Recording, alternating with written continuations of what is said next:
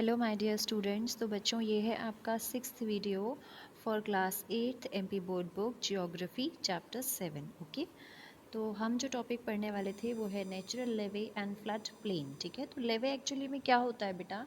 ये जो सारे आप टर्म्स देख रहे हैं ना, यहाँ लेवे हो, एस्टुअरी हो, ये सारे रिवर और उसके वाटर से रिलेटेड टर्म्स हैं। मतलब जो लैंडफॉर्म्स के बारे में हम पढ़ रहे हैं उनसे रिलेटेड टर्म्स हैं ये। तो लेवे एक तरह का ब्रिज, आप सम्मान के चलो ब्रिज हो सकता है। ठीक है, तो नेचुरल लेवे क्या होता है? एक रेज्ड बैंक और embankment built by river in plain areas.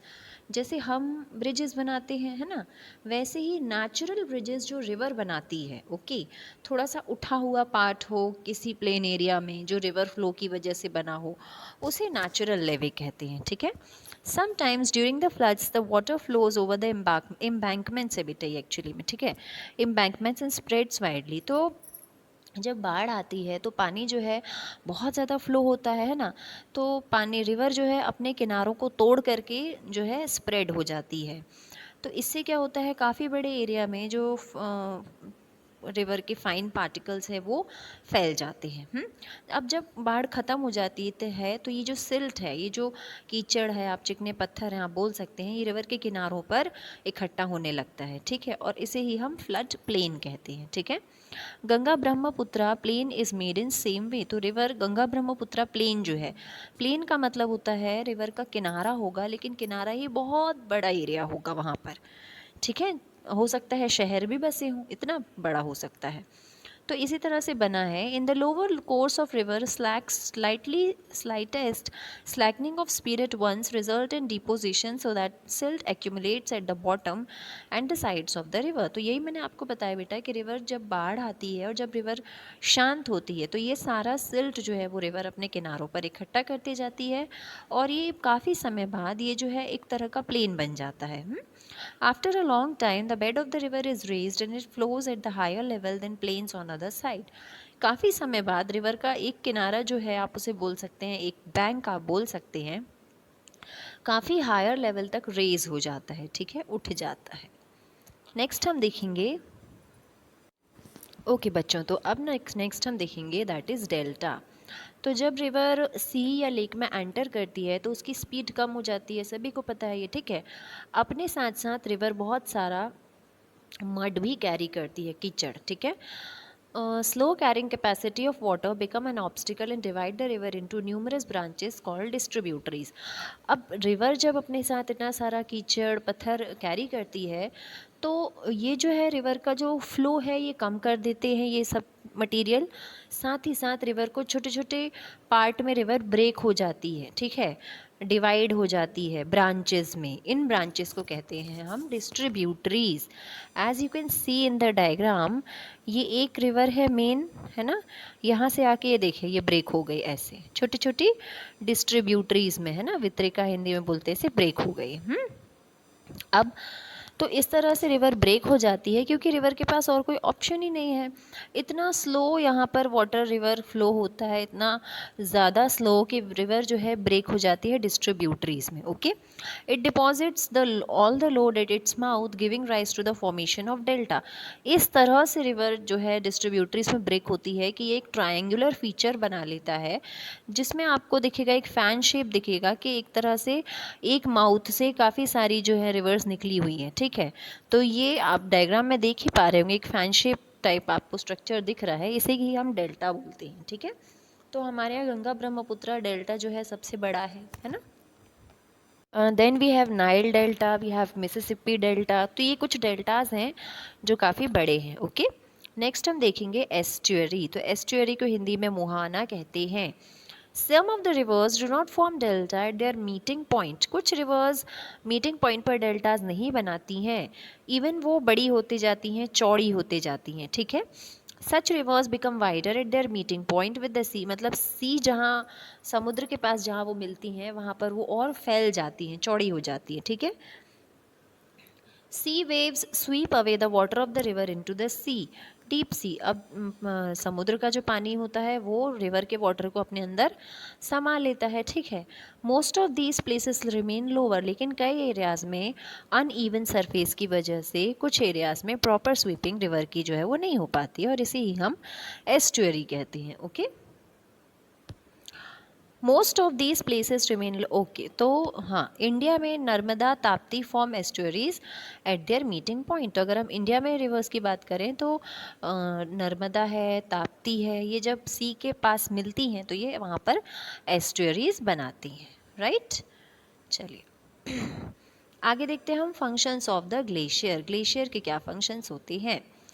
तो ग्लेशियर सब बच्चों को पता है क्या होते हैं, बर्फ़ के बड़े बड़े पहाड़, है ना। तो regions where temperature remains usually below freezing point, their precipitations come in the form of snow.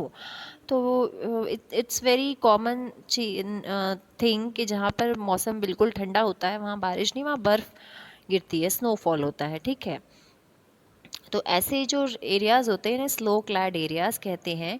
यहाँ पर जैसे हमारे यहाँ मिट्टी नीचे होती है ना बेटा, लेयर्स जमती जाती है नीचे लैंड पे बर्फ़ की। Okay, altitude above where there is a permanent cover of snow and ice is called the slow line.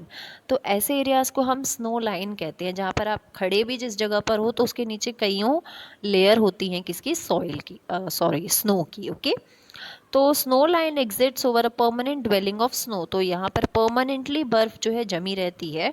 Snow line height is not equal everywhere on the ground. तो अब ज़रूरी नहीं है कि इन एरियाज़ में हर जगह जो है स्नो लाइन हो, मतलब इधर पर भी बर्फ़ की लेयर हो, इधर पर भी हो, इधर पर भी हो, it's not necessary. Okay, in the areas of high altitude in the mountains and high altitudes in the polar regions, freezing point always remain high. Poles के पास ऊंचे ऊंचे पहाड़ों में, पोलर एरियाज़ में हमेशा फ्रीजिंग पॉइंट जो है लो रहता है, हाई रहता है, मतलब बहुत ठंडा होता है। Height of freezing point always remain same on land surface. वहीं फ्रीजिंग पॉइंट की हम बात करें लैंड सरफेस में तो इट इज़ ऑलवेज सेम। जैसे कि हिमालयाज़ में अगर हम देखें तो बेटा फ्रीजिंग पॉइंट है, मिलता है 4250 मीटर की हाइट पर। Okay, 4250 metre. River of moving ice is known as glacier. और जो रिवर होता है मूविंग आइस का वो ग्लेशियर कहलाता है ना। बड़े बड़े जो बर्फ़ के पहाड़ होते हैं वो रिवर पर फ्लोट होते रहते हैं। आगे हम देखेंगे बेटा टाइप्स ऑफ ग्लेशियर्स। तो कितने तरह के ग्लेशियर होते हैं, दो तरह के होते हैं, continental glacier and valley glacier, ठीक है। On the basis of origin, origin मतलब कहाँ से वो ओरिजिनेट हुए हैं, इस बेस पर। ओके बच्चों, तो मैं आपको बता रही थी कि ग्लेशियर्स जो होते हैं बेटा दो तरह के होते हैं, continental glacier and valley glacier, ठीक है। कॉन्टिनेंटल ग्लेशियर क्या होते हैं, इनमें परमानेंट शीट होती है आइस की और काफ़ी बड़े एरिया तक ये फैले हुए होते हैं, जैसे कि ग्रीनलैंड और एंटार्क्टिका। वहीं वैली ग्लेशियर्स जो होते हैं बड़े बड़े पहाड़, आप समझ लो ये मतलब पहाड़, पहाड़ियाँ, है ना, इस तरह के होते हैं। ओके, और इन्हें इसलिए हम वैली ग्लेशियर्स कहते हैं। जैसे कि हमारे यहाँ का जो सियाचिन ग्लेशियर है ना, काराकोरम रेंज पे, ये इस तरह का वैली ग्लेशियर है ये, ठीक है। मतलब पहाड़ जो हैं वो बर्फ़ के हैं पूरे पूरे। ओके, तो वैली ग्लेशियर समझ गए, कॉन्टिनेंटल ग्लेशियर। आगे हम देखेंगे land forms made by glacier. Glacier किस तरह से लैंड फॉर्म्स बनाते हैं। तो जैसे कि सरफेस फ्लोइंग वाटर होता है, अंडरग्राउंड वाटर होता है, ये भी वेदरिंग, ट्रांसपोर्टेशन और डिपोजिशन प्रोसेस करते हैं, ठीक है। चलो देखते हैं तो फंक्शन क्या होता है। सबसे पहला इरोजन फंक्शन देखेंगे हम ग्लेशियर का। तो जब ग्लेशियर आगे बढ़ता है तो अपने साथ साथ रॉक मटेरियल, जिसे ड्रिफ्ट कहते हैं, बोल्डर क्ले, ये सब कुछ कैरी करता हुआ जाता है, ठीक है। और ये मटेरियल ग्लेशियर के लिए टूल का काम, औजार का काम करते हैं फॉर इरोजन। अब इस इरोजनल वर्क की वजह से ग्लेशियर जो है U shaped valley, hanging valley आप बोल सकते हैं, ग्लेशियल ट्रो लेक्स, ये सारी चीज़ें फॉर्म होती हैं। ओके, ट्रांसपोर्टेशन वर्क हम देखेंगे तो ग्लेशियर बहुत स्लो मूव करते हैं। Glacial ice takes rock material, pebble, sand and soil in it called load of glacier.